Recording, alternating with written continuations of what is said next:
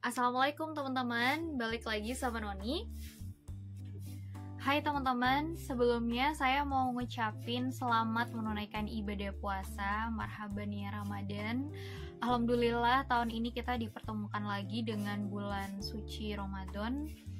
Semoga teman-teman yang menjalankan ibadah puasa Ramadan mendapatkan kesehatan dan kelancaran selama menjalankan ibadah puasa.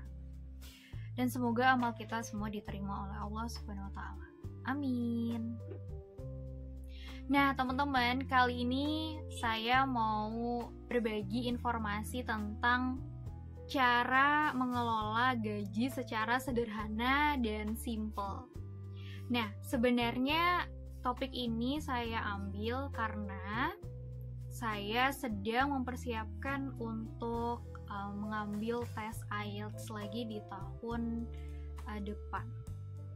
Nah, karena tes IELTS itu cukup mahal, maka saya harus pintar-pintar nih untuk nabung dan mengalokasikan keuangan.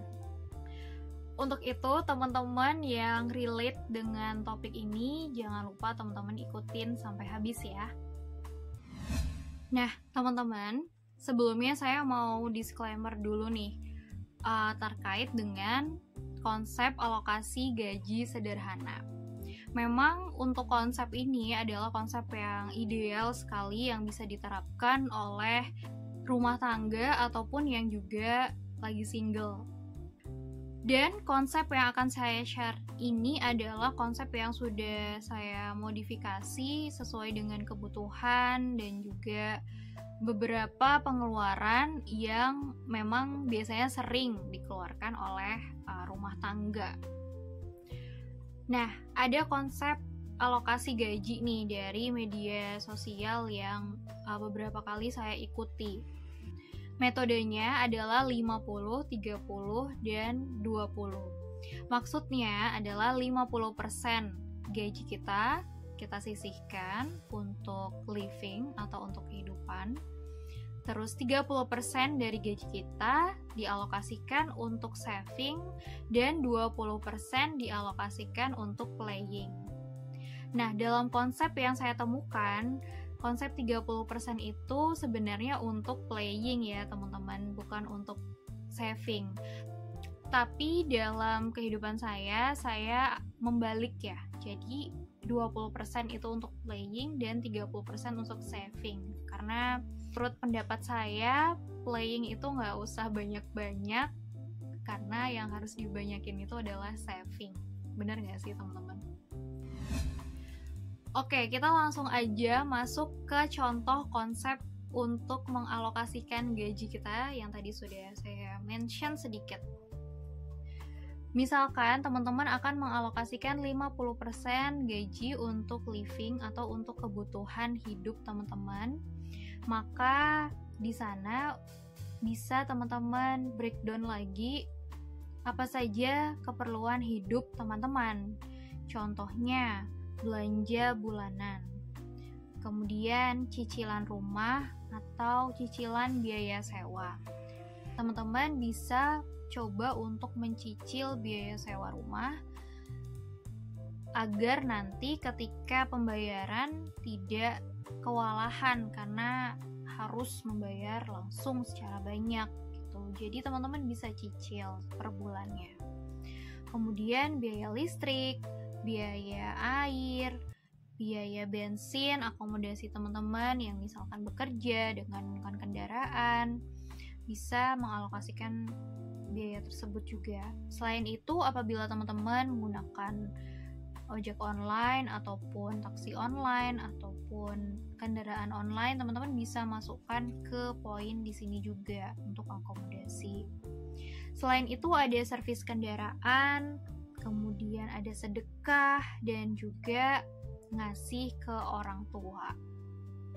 Selanjutnya, untuk alokasi 30% untuk saving, maka teman-teman bisa mengalokasikan nih yang konsepnya adalah menyimpan, yang nanti bisa teman-teman pakai di kemudian hari. Itu adalah konsep saving.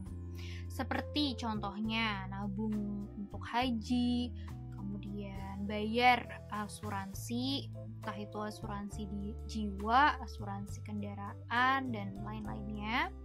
Kemudian tabungan yang lainnya. Lalu untuk yang 20% untuk playing, yang artinya ini konsepnya untuk bersenang-senang, untuk have fun. Bisa kita breakdown lagi nih, contohnya seperti beli baju baru, kemudian jajan di luar, atau makan, hangout di luar bersama dengan teman-teman dan keluarga, terus nonton film, dan juga liburan. Nah, konsep playing ini lebih kepada konsep yang sifatnya adalah bersenang-senang ya. Kenapa ada konsep playing? Karena konsep playing ini untuk menyeimbangkan diri kita nih. Setelah kita belajar, bekerja, dan lain-lain, maka kita perlu untuk refreshing dan juga memberikan reward pada diri kita agar kehidupan kita lebih seimbang. Kalau dilihat dari konsepnya, memang konsep ini sangat ideal dan bagus jika diterapkan karena manfaatnya sangat banyak. Tentunya konsep alokasi gaji ini sangat-sangat menyesuaikan sesuai dengan kebutuhan teman-teman. Dan yang paling penting adalah kita bisa tahu rincian pengeluaran kita per bulannya itu ada berapa. Dan jangan sampai untuk senang-senangnya itu banyak tapi savingnya nggak ada.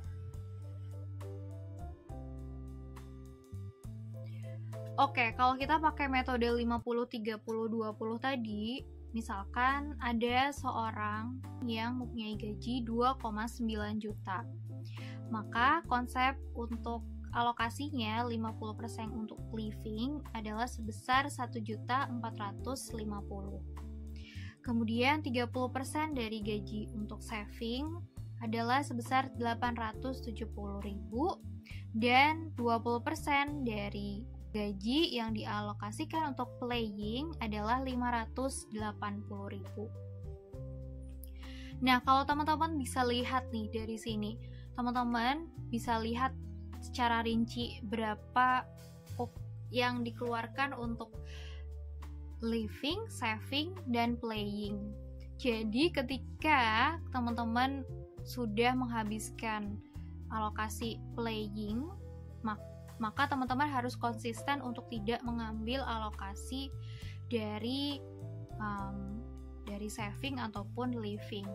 Karena komitmen ini harus dipunyai bagi kita yang memang benar-benar mau mengatur keuangan secara teratur dan tertib tadi. Karena saya merasa nih konsep playing ini tuh cukup besar juga ya dari 20%, maka saya pernah menerapkan alokasikan playing itu hanya 10%, kemudian savingnya di 40% dan livingnya 50%. Dan hal ini bisa teman-teman modifikasi sesuai dengan kebutuhan, dan sepertinya apabila teman-teman yang sudah berumah tangga, sudah memiliki anak, maka tentunya di biaya living itu ada biaya sekolah anak, termasuk biaya SPP-nya, kemudian untuk kehidupan anak, contohnya seperti popoknya, terus makanan anak, dan lain sebagainya.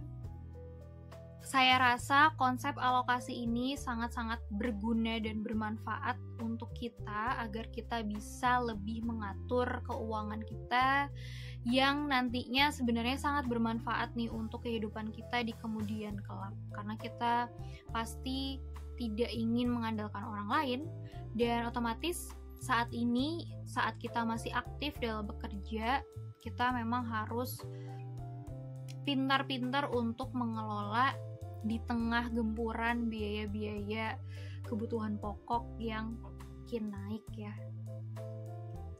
Tentunya dengan konsep ini saya bisa sedikit-sedikit menabung untuk berbagai keperluan sekolah, misalnya untuk bimbingan atau untuk ngambil tes IELTS lagi. Nah, teman-teman yang juga mau melakukan hal yang sama, teman-teman bisa coba dengan konsep ini.